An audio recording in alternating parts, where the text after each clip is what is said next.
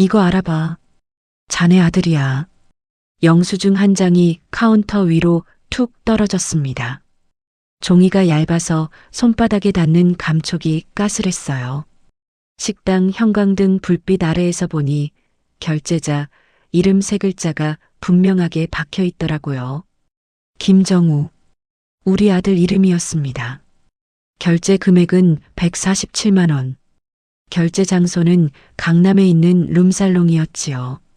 영수증 위쪽에 찍힌 날짜를 보는 순간 손에 들고 있던 행주가 바닥으로 떨어졌어요. 작년 10월 18일 새벽 2시 47분. 그날은 며느리가 첫 손주를 낳던 날이었습니다. 분만실앞 의자에서 내가 밤을 새우던 시간이었어요. 아들은 새벽 5시쯤 병원에 도착해서 미안하다고 거래처 일이 늦게 끝났다고 그랬더랬지요. 손주가 태어난 지 3시간이 지난 뒤였어요. 단골이 그 영수증을 두 손가락으로 짚더니 천천히 밀어보냈습니다. 한두 번이 아니야, 안주인. 내가 본 게. 단골은 우리 식당 28년 단골이었어요.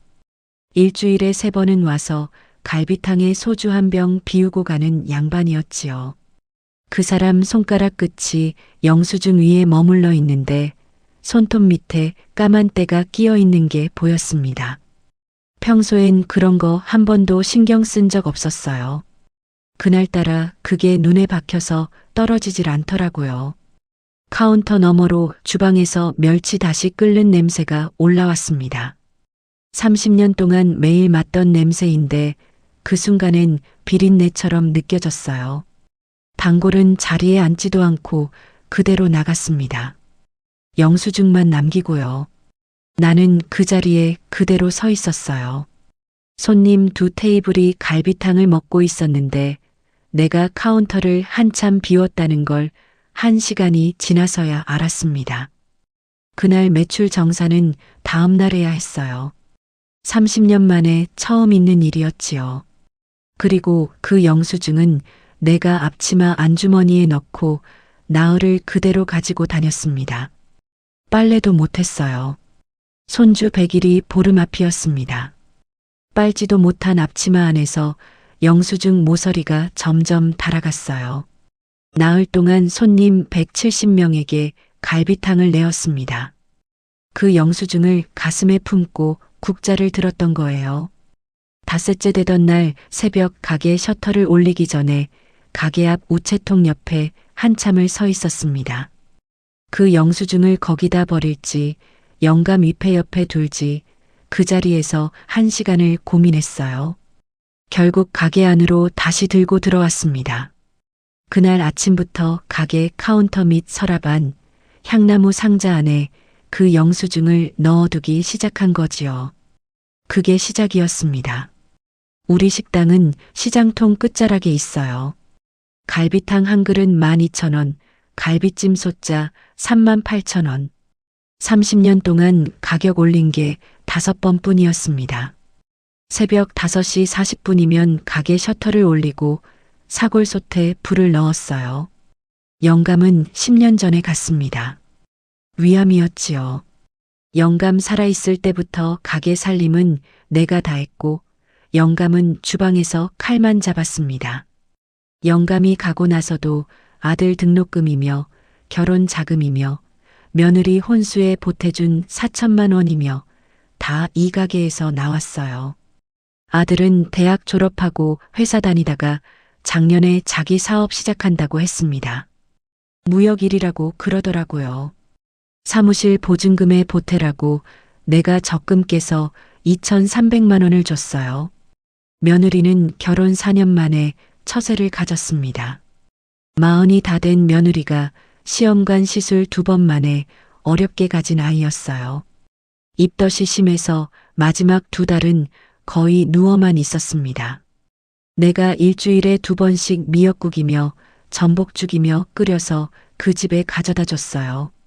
며느리는 늘 가만히 받기만 했습니다. 말수가 적은 사람이었어요. 친정이 멀어서 그런가 한 번도 친정 식구 얘기를 길게 한 적이 없었습니다. 며느리 친정은 충청도 어디라고만 들었어요. 결혼식 때 친정 식구가 5명밖에 안 왔습니다. 그 5명도 다 외가 쪽이라고 그랬어요. 친정 부모는 일찍 갔다고 했고 며느리 큰오빠가 상주 노릇을 했다고 들었습니다. 결혼식 후로 친정 식구를 가까이서 본 일이 없었어요. 며느리는 친정 얘기를 꺼내면 늘 한 박자가 늦었습니다. 무엇을 물으면 잠깐 멈췄다가 짧게 답하고 끝냈어요. 결혼 3년째 추석에 친정 가지 않고 우리 집에서 그냥 보낸 적이 있었습니다. 그때 내가 며느리한테 친정에 안 가도 되겠냐고 물었더니 며느리가 한참 가만히 있다가 그러더라고요. 어머님, 저는 친정이 좀 무거워서요. 그 한마디가 마음에 걸렸어요. 그게 무슨 뜻인지를 그때는 못 물었습니다. 며느리가 더 말하기 싫어하는 게 보여서요. 그날 저녁상에 며느리가 손수 무친 시금치 한 접시를 올렸습니다. 시금치를 그렇게 살살 무치는 사람을 그때 처음 봤어요. 잎이 한 장도 부서지지 않게요. 며느리 출산 다음 날 아침이었어요.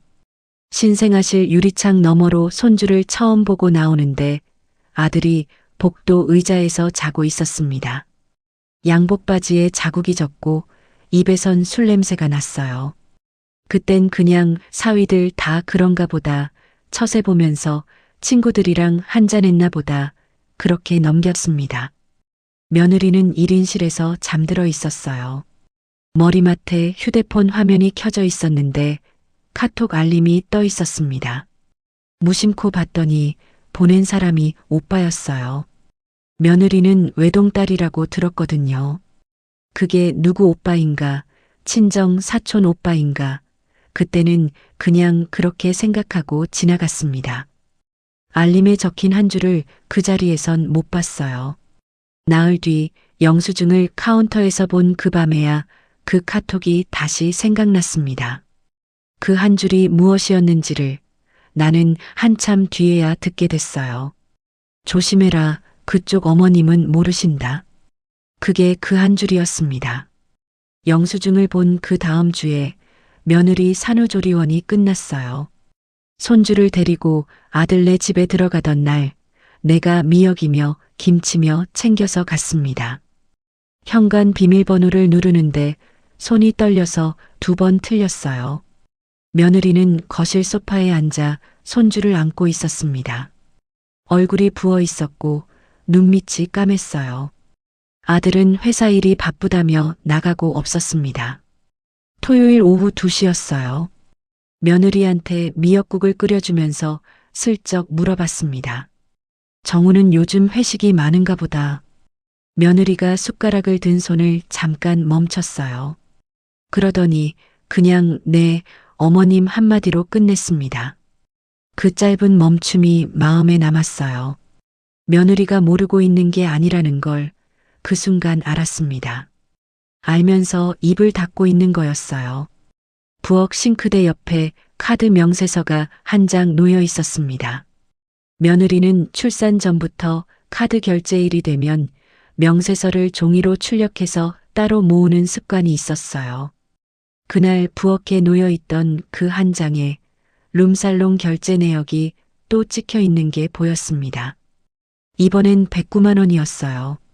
결제일은 그 주 화요일 며느리가 산후조리원에서 손주 황달 검사로 새벽에 응급실 다녀온 그 날이었습니다. 명세서 한쪽 모서리에 며느리가 형광펜으로 작은 동그라미를 쳐둔 자국이 있었어요. 며느리는 이미 그 명세서들을 다 모아두고 있었던 겁니다. 손주 100일이 지나고 2달이 흘렀습니다. 그동안 영수증은 2장이 더 늘었어요. 한 장은 우편물 분리수거함에서 주었고 한 장은 아들이 흘리고 간 양복 안주머니에서 나왔습니다. 합치면 4장. 다 합쳐서 470만 원이 넘었어요. 그게 다 룸살롱이었는지는 모릅니다. 한 곳은 강남, 한 곳은 역삼동, 2곳은 다른 상호였는데 업종은 비슷했어요. 나는 그걸 식당 카운터 및 서랍 속 영감 위패 옆 향나무 상자 안에 모아뒀습니다. 매일 셔터 내리고 가게에 혼자 남으면 그 상자를 꺼내서 영수증을 한 장씩 다시 봤어요. 종이가 점점 손때를 타서 부드러워지더라고요. 그러는 사이 아들이 사업 자금 얘기를 꺼냈습니다. 처음엔 3천만 원만 빌려달라고 했어요. 거래처 결제가 밀려서 잠깐만 돌려 쓰자고요. 가게 보증금 뺏어 줬습니다. 한 달도 안 돼서 또 4천만 원이 필요하다고 했어요. 이번엔 가게 명의로 대출을 받자고 그랬습니다. 식당 보증금이 1억 2천이었어요. 그 보증금에 근저당을 잡고 7천만 원을 끌어왔습니다. 그 돈이 들어가는 통장은 아들 명의의 사업자 통장이었어요. 한 달 뒤에 통장을 한번 보여달라고 했더니 아들이 화를 냈습니다. 엄마, 사업이 그렇게 일일이 보여주는 게 아니에요. 그날 저녁 식당 마치고 집에 가는 길에 동네 농협에 들러서 내가 아들 통장으로 보낸 이체 내역을 뽑아왔어요. 한 달 사이에 7천만 원 중 4,500만 원이 같은 계좌로 빠져나가 있었습니다. 받는 사람 이름은 모르는 사람이었어요. 여자 이름이었습니다. 이름 끝 자가 흔치 않은 한자였어요. 종이에 그 이름을 한번 따라 적어봤습니다. 두 글자가 익숙했어요. 어디서 봤더라, 며칠을 생각해도 떠오르지 않았습니다. 며느리는 그동안 친정으로 가 있었어요.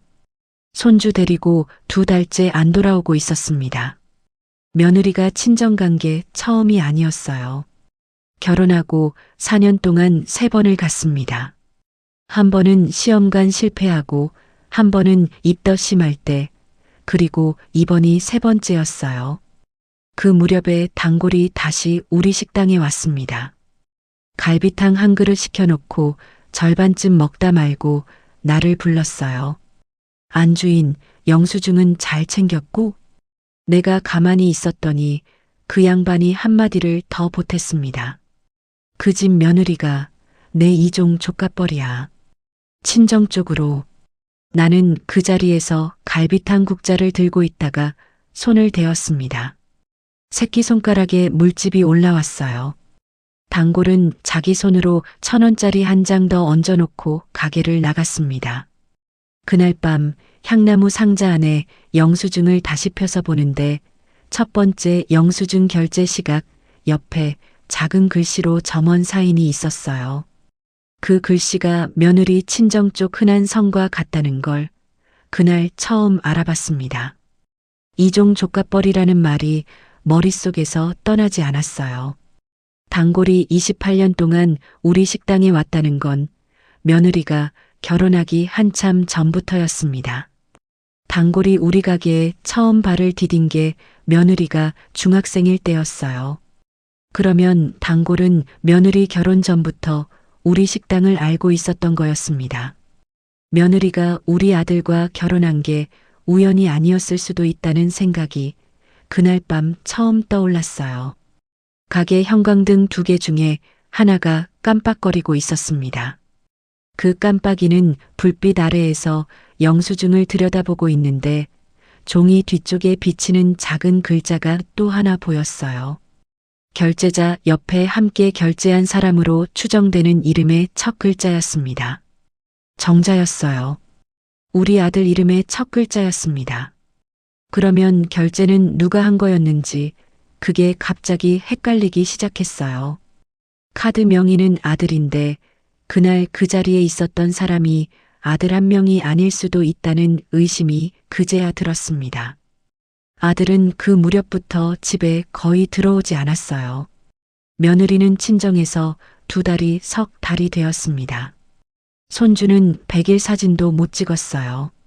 며느리가 사진관 예약을 취소했다고 들었습니다.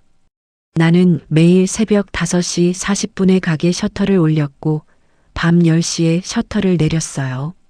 그 사이에 손님 40명에서 60명을 받았고 갈비탕은 하루에 40그릇, 갈비찜은 15쌍이 나갔습니다. 매출은 140만 원에서 190만 원 사이였어요. 그런데 통장 잔액은 자꾸 줄었습니다. 가게 매출은 그대로인데 잔액이 줄어드는 이유를 한참 만에 알았어요. 아들이 가게 명의 카드를 가지고 있었습니다. 사업 자금이라며 내가 줬던 그 카드였어요. 명세서를 뽑아봤더니 2달 사이에 1,200만 원이 더 나가 있었습니다. 그중 400만 원은 또 그 룸살롱이었어요. 나머지 800만 원은 백화점이었습니다. 명품 가방, 시계, 향수. 받는 사람 주소가 우리 집도 아니고 아들 집도 아니었어요. 모르는 오피스텔 주소였습니다. 그 오피스텔 주소를 보고 한참을 가만히 있었어요. 동네 부동산 사무실에 가서 그 주소를 슬쩍 물어봤습니다. 부동산 양반이 컴퓨터를 두드리더니 등기부등본 한 장을 떼어주더라고요. 15,000원이었어요. 그 등본을 들고 가게로 돌아와서 카운터에 펼쳤습니다. 소유자 이름이 또 그 여자였어요. 아들 통장에서 4,500만 원이 빠져나갔던 그 여자였습니다. 그런데 그 등본 아래쪽에 한 줄이 더 있었어요. 근저당 설정. 채권자가 어느 은행이고 채권 최고액이 1억 2천만 원이었습니다. 오피스텔 자체가 그 정도 시세였어요. 그 여자 단독 명의로 되어 있었지만 실질적으로 그 집에 묶인 돈이 1억 2천이었던 겁니다. 그러면 그 4,500만 원은 어디로 갔는지, 그 여자가 정말 그 돈을 받은 게 맞는지 그 답이 더 흐려졌어요. 그날 밤 식당 문을 닫고 영감 잎회 앞에 향을 하나 피웠습니다. 향 끝이 빨갛게 타들어가는 걸 한참 보다가 영감한테 한마디 했어요. 당신 닮은 거 맞지요?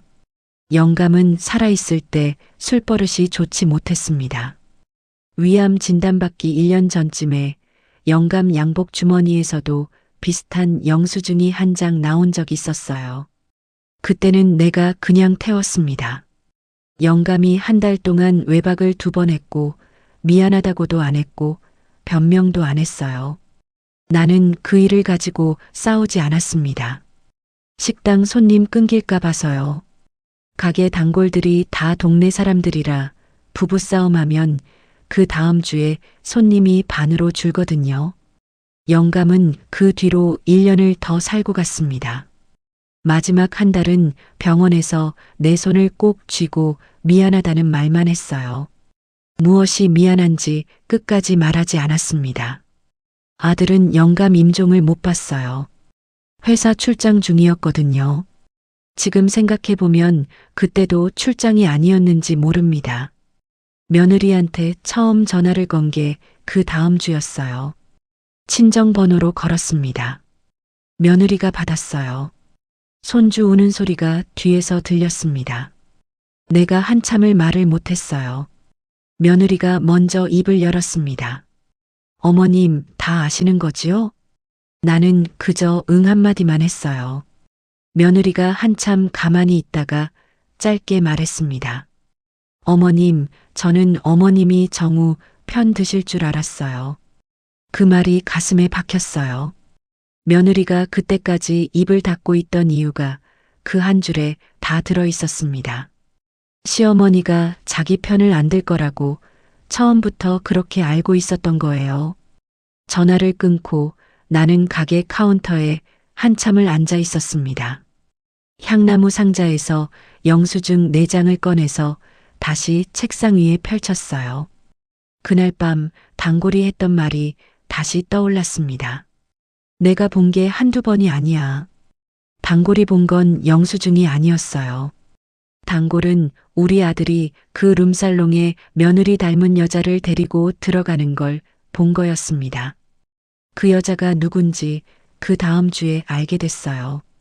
며느리가 친정에 있는 동안 친정에서 단골한테 연락이 갔다는 걸 그 다음 주에 알았습니다.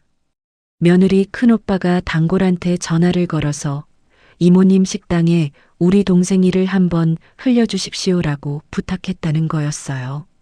단골은 며느리 외갓집 쪽 사람이었고 며느리 큰오빠와는 한 다리 건너 친척이었습니다. 며느리 친정에서는 이미 2달 전부터 아들의 일을 다 알고 있었던 거예요. 친정에서 시댁에 직접 들이대지 않은 이유는 그렇게 되면 며느리만 시댁에서 더 외로워진다는 걸 알았기 때문이었습니다. 그래서 당고를 통해서 시어머니 손에 영수증 한 장이 가게 카운터에 떨어지게 만든 거예요. 며느리가 직접 말할 수도 있었습니다. 그런데 며느리는 끝까지 그 말을 입에 담지 않았어요. 시어머니가 스스로 알기를 기다린 겁니다. 그 기다림이 석 달이었어요. 아들이 보증금 근저당 외에 따로 받은 대출이 또 있다는 걸 안 게 그 다음 주 화요일이었습니다. 동네 농협 창구에서 일하는 후배가 다른 지점에서 우리 가게 사업자 명의로 또 다른 대출이 진행된 게 있다고 귀띔을 해줬어요. 금액은 8천만 원이었습니다. 보증인은 며느리 이름이었어요. 며느리 인감도장이 찍혀 있었고 인감증명서도 첨부되어 있었습니다. 며느리는 산후조리원에 있는 동안 그런 서류에 도장을 찍은 적이 없다고 했어요. 인감증명서 발급 날짜를 확인했더니 며느리가 입원 중이었던 10월 18일이었습니다. 손주가 태어나던 그날이요. 그날 며느리는 새벽부터 분만실에 있었고 오후 내내 회복실에 있었어요. 주민센터에 갈 수가 없었습니다. 인감증명서를 누가 대신 떼었는지, 누가 도장을 찍었는지 그 답은 하나밖에 없었어요. 아들이 그 일을 한 거였습니다. 며느리가 분만실에 있는 동안 아들은 주민센터에 가서 며느리 인감증명서를 대리로 뗐어요. 위임장은 며느리 글씨가 아니었습니다. 비슷하게 흉내낸 글씨였어요. 인감도장은 며느리가 결혼 전부터 친정에서 가지고 있던 것이었습니다. 며느리가 결혼하면서 시댁에 인감을 맡겨둔 적이 한 번도 없었거든요. 그런데도 그 도장이 그날 서류에 찍혀 있었어요. 며느리가 친정 가기 전 마지막으로 우리 집에 다녀간 게 출산 전 한 달이었습니다. 그때 며느리가 잠깐 화장실에 간 사이에 아들이 며느리 가방에서 도장을 빼냈을 가능성이 컸어요. 며느리는 도장 잃어버린 줄도 모르고 친정으로 갔습니다. 친정에 가서야 도장이 없는 걸 알았고 분실 신고를 하려다가 그냥 두었다고 했어요. 결혼하고 친정살이도 길었던 사람이라 친정에 인감이 또 하나 있었거든요. 그런데 그게 진실의 절반이었습니다.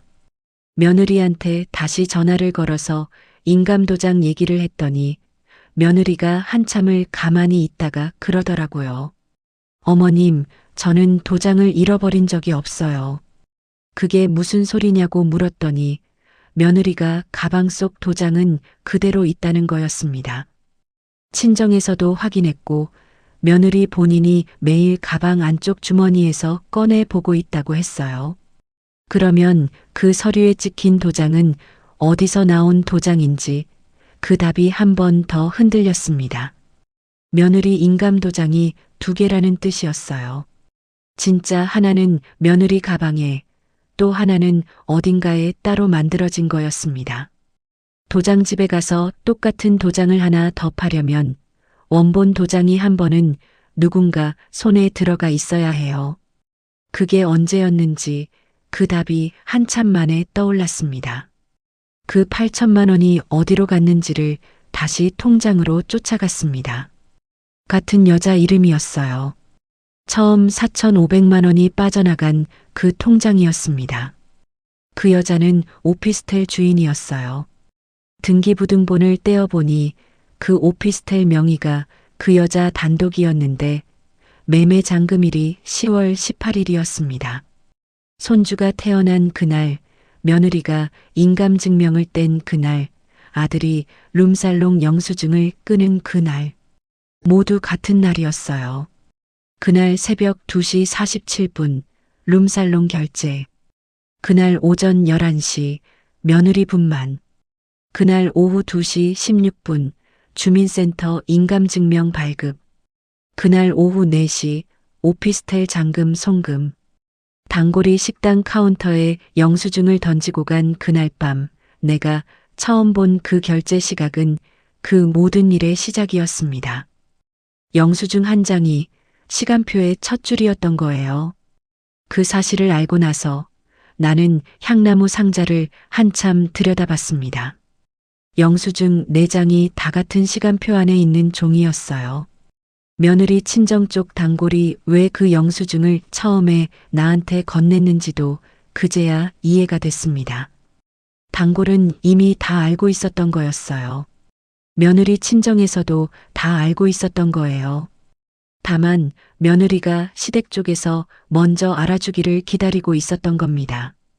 친정에서 먼저 시댁에 들이대면 그 집 가풍에 며느리만 더 다친다는 걸 그쪽도 알고 있었던 거지요. 그래서 단골을 통해서 영수증 한 장으로 신호를 보낸 거였습니다. 그날 밤 나는 며느리한테 다시 전화를 걸었어요. 얘야, 너 친정에서 좀만 더 있어라. 어머니가 정리할 게 있다. 며느리는 한참을 가만히 있다가 네, 어머님 했습니다. 손주 우는 소리가 또 뒤에서 들렸어요. 그날 밤에 잠이 안 와서 가게 셔터 내리고도 1시간을 더 앉아 있었습니다. 카운터 위에 영수증을 다 펼쳐놓고 통장 사본을 그 옆에 놓고 등기부등본을 또 그 옆에 놓고 인감증명서 발급 기록을 그 옆에 뒀어요. 종이 5묶음이었습니다. 종이 5묶음으로 아들 인생이 한눈에 보였어요. 그리고 그 옆에 영감위패가 있었습니다. 영감위패를 한참 보다가 내가 향을 안 피우고 그냥 자리에서 일어났어요. 영감한테 미안한 마음은 그날로 끝이 났습니다. 그 다음 주에 변호사를 찾아갔어요. 변호사는 동네 사람이었습니다. 아들 고등학교 동창의 매형이었어요. 사무실이 시장 건너편 2층에 있었습니다. 변호사가 서류를 한참 보더니 안경을 벗고 한마디를 했어요. 어머님, 이거 사문서 위조의 사기에 다 들어가는 일입니다. 내가 가만히 있었더니 변호사가 또 한마디 보탰습니다. 아드님 형사 처벌까지 갈 수 있어요. 그래도 진행하실 거예요? 사무실 벽에 걸린 시계가 오후 3시 40분을 가리키고 있었습니다. 시계 초침 소리가 그렇게 큰 줄을 그날 처음 알았어요. 내가 말했어요.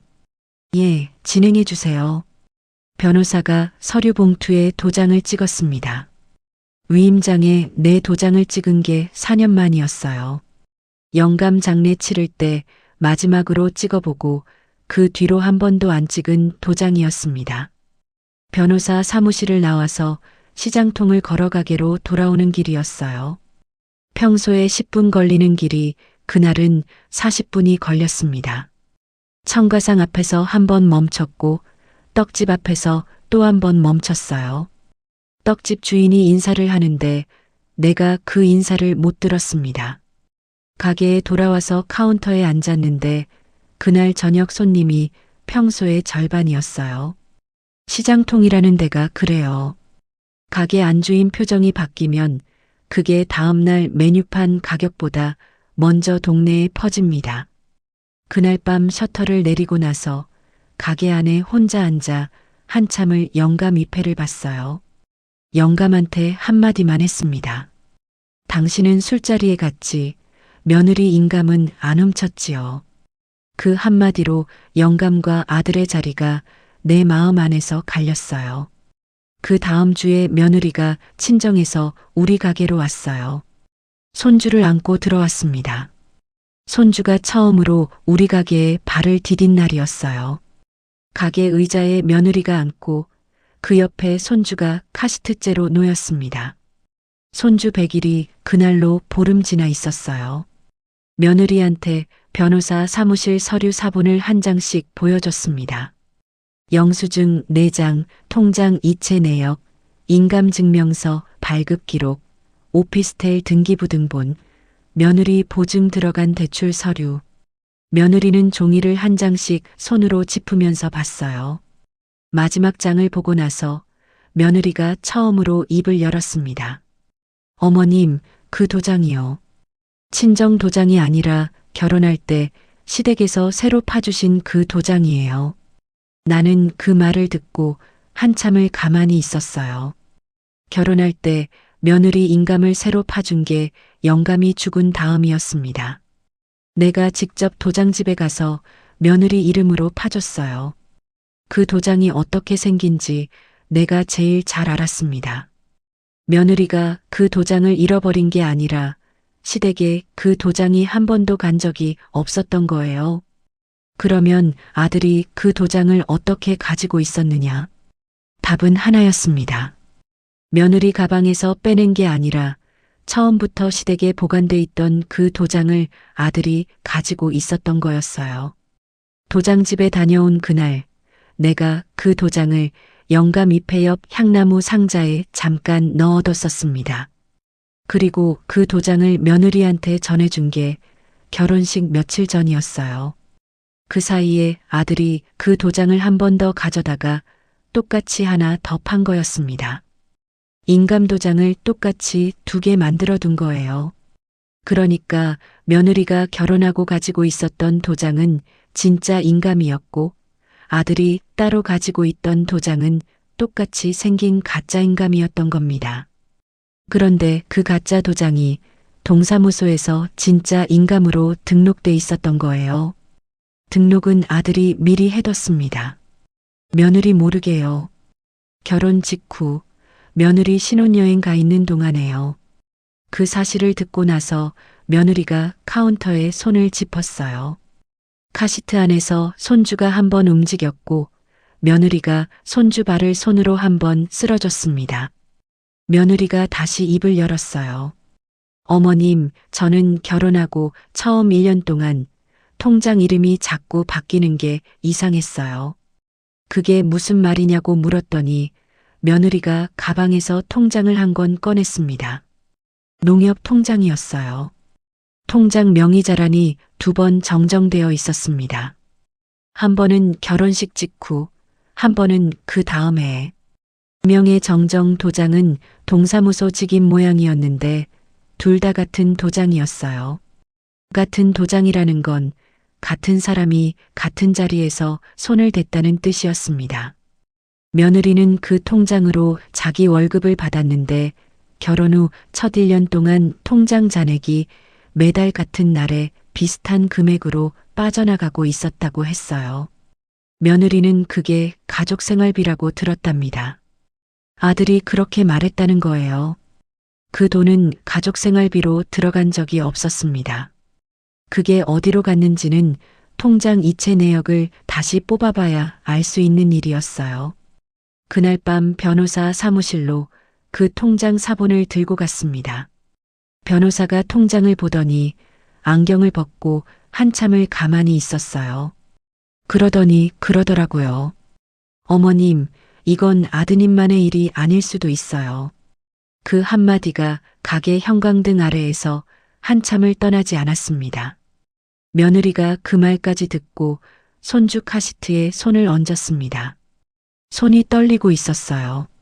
며느리가 말했습니다.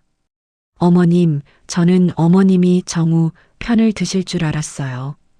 어머님 아들이니까요. 내가 말했어요. 얘야, 나는 내 아들 편이 아니라 내 손주 어미 편이다. 며느리가 그 말에 처음으로 울었습니다. 손주는 카시트에서 잠들어 있었어요. 가게 안엔 손님이 한 테이블 있었는데 그 테이블 손님은 갈비탕을 다 먹고도 한참을 안 일어났습니다. 그 손님이 우리 단골이었어요. 영수증을 던지고 갔던 그 단골이었습니다. 단골이 며느리한테 가만히 고개를 한번 숙였어요. 며느리도 고개를 숙였습니다. 단골이 자기 자리에서 일어나서 카운터로 1,000원짜리 한 장을 더 얹어놓고 가게를 나갔어요. 그날 매상에 단골이 더 얹어놓은 1,000원짜리가 7장이었습니다. 평소엔 한 장이었어요. 단골 나름의 인사였습니다. 변호사 사무실에서 형사 고소장을 접수한 게 그 다음 주 월요일이었어요. 사문서 위조, 위조사문서 행사, 사기. 세 가지 죄목이었습니다. 고소인은 며느리, 고소대리는 변호사, 위임은 내가 했어요. 아들이 경찰서에서 첫 조사를 받은 게 그 다음 주였습니다. 조사받고 나와서 아들이 우리 식당에 처음 찾아왔어요. 가게 셔터 내리는 시간이었습니다. 밤 10시였어요. 아들이 가게 문 앞에 한참을 서 있었습니다. 내가 셔터를 반쯤 내리다가 멈췄어요. 아들이 들어와서 카운터 앞에 섰습니다. 가게 안에는 우리 둘뿐이었어요. 아들이 한참 가만히 있다가 한마디를 했습니다. 엄마, 아버지도 그랬잖아요. 남자가 다 그런 거 아니에요. 내가 카운터 및 서랍을 열었어요. 향나무 상자를 꺼내서 그 위에 놓았습니다. 상자 뚜껑을 열고 영수증 4장을 천천히 꺼냈어요. 그 옆에 통장 이체 내역, 등기부등본, 인감증명서 발급 기록, 며느리 보증 들어간 대출 서류를 한 장씩 펼쳤습니다. 종이 5묶음이 카운터 위에 다 펴졌어요. 그리고 그 옆에 영감 위패를 2손으로 받쳐서 올렸습니다. 영감 위패를 마지막으로 올린 거였어요. 내가 아들한테 말했어요. 내 아비가 한 거랑 내가 한 거랑은 다르다. 내 아비는 술자리에 갔지. 내 처 도장은 안 훔쳤다. 아들이 고개를 숙였습니다. 내가 한마디를 더 했어요. 그리고 내 처가 애 낳던 그날에 내 아비는 병원 복도에 있었다. 너처럼 강남에 있지 않았어. 아들이 무릎이 풀려서 가게 의자에 앉았습니다. 아들이 한참 만에 다시 입을 열었어요. 엄마, 그 오피스텔은 내 명의가 아니에요. 내가 가만히 있었더니 아들이 그러더라고요. 그 여자가 먼저 그 집을 사자고 했어요.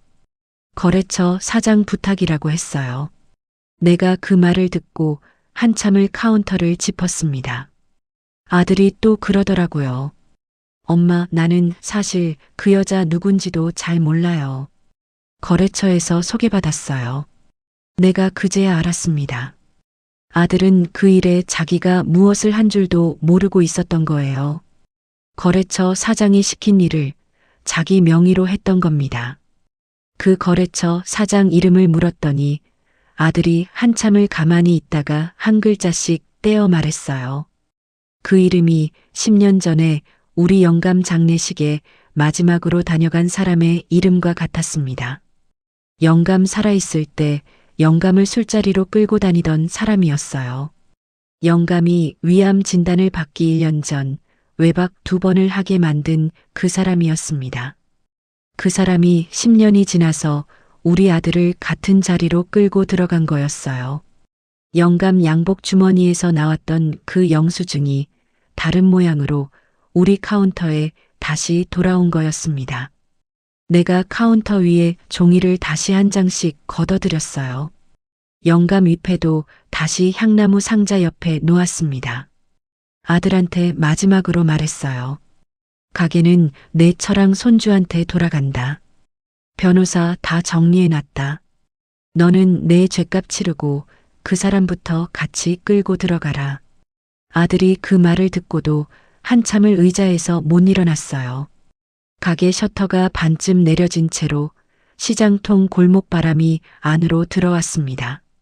사골솥 위에 불은 이미 꺼져 있었어요. 아들이 자리에서 일어나서 가게를 나가는데 셔터 밑으로 허리를 숙이면서 한번 뒤를 돌아봤습니다. 그 표정을 그날 처음 봤어요. 영감이 마지막 한 달 동안 병실에서 짓던 표정이었습니다. 무엇이 미안한지 끝까지 말 못하는 그 표정이었어요. 그 표정을 보고도 내가 아들을 붙잡지 않았습니다. 그게 그날 밤 내가 처음으로 영감과 아들을 다르게 대한 순간이었어요. 며느리는 그 다음 달부터 식당 카운터에 앉기 시작했습니다. 손주는 가게 뒤편 작은 방에 자리를 깔아줬어요. 손주가 낮잠 자는 동안 며느리가 매출 정산을 배웠습니다. 단골은 일주일에 3번 그대로 왔어요. 갈비탕 한 그릇에 소주 한 병이었습니다. 단골이 며느리한테 한마디를 했어요. 이모 손주가 닮았네, 자네를. 며느리는 그 말에 짧게 고개를 끄덕였습니다.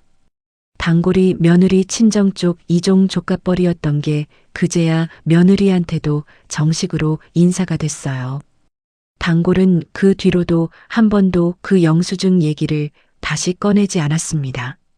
아들 재판은 1년을 갔어요. 집행유예가 나왔습니다. 거래처 사장 그 사람은 같은 사건에 공범으로 묶여 들어갔어요. 그 사람한테는 실형이 떨어졌습니다. 가게 명의 대출은 다 정리했어요. 보증금에 잡혔던 근저당도 풀었습니다. 며느리 보증으로 묶였던 8천만 원은 오피스텔을 처분해서 갚았어요. 그 오피스텔에 있던 여자는 아들 회사 거래처 직원이었다고 했습니다. 그 여자도 모르고 있었다고 그러더라고요. 아들이 자기 명의로 산 거라고 거짓말을 했다고요. 나는 그 말을 믿지 않았습니다. 그래도 더 따지지 않았어요. 그 여자도 어느 결엔 우리 가게 단골 옆 테이블에 와서 갈비탕 한 그릇을 먹고 갔습니다. 그 여자가 들어왔을 때 며느리가 카운터에 있었는데 며느리는 그 여자한테 그릇을 직접 내어다 줬어요. 그 여자가 다 먹고 가면서 12,000원을 카운터에 놓고 가는데 며느리가 그 돈을 그대로 받았습니다. 거스름 돈이 없는 가격이었어요. 손주가 돌이 됐을 때 며느리가 손주 손에 내 인감도장을 잠깐 쥐어줬습니다. 사진을 한 장 찍었어요. 그 사진을 향나무 상자 안 영감 잎의 옆에 넣어뒀습니다. 영수증 4장은 그 사이에 변호사 사무실 캐비닛 안으로 옮겨갔어요. 가게 카운터 및 서랍은 이제 비어 있습니다. 손주가 가끔 그 서랍을 열어서 안을 들여다보고는 다시 닫아요. 시장통 끝자락 우리 식당은 오늘도 새벽 5시 40분에 셔터를 올립니다.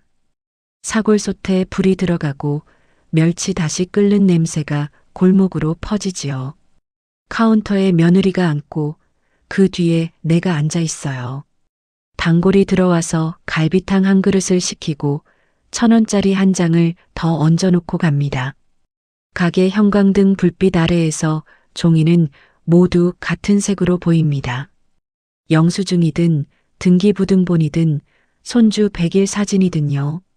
누가 그 종이를 카운터에 올려놓느냐에 따라 그 종이가 무엇이 될지는 달라지는 모양이에요.